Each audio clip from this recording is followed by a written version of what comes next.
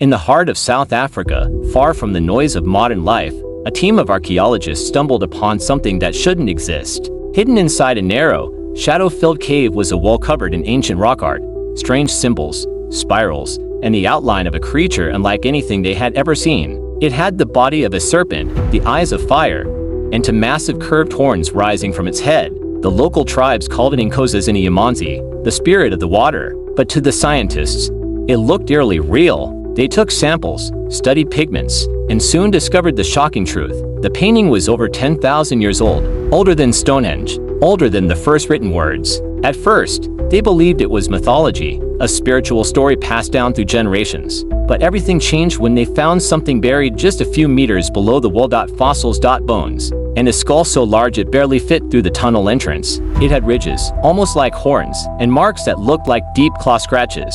That night, strange things began to happen. The temperature in the cave dropped suddenly, though no wind could reach that deep. The team's cameras began to fail, one by one, and the local workers refused to go near the site after sunset. Then, one morning, the lead researcher, Dr. Becky, didn't come out of the cave. When his assistant went to look for him, all she found was his voice recorder lying beside the ancient wall. His last words were trembling and half-whispered. Greater than. It's not a story, it's a memory. They drew what they saw. 2 days later, the entire site was sealed off.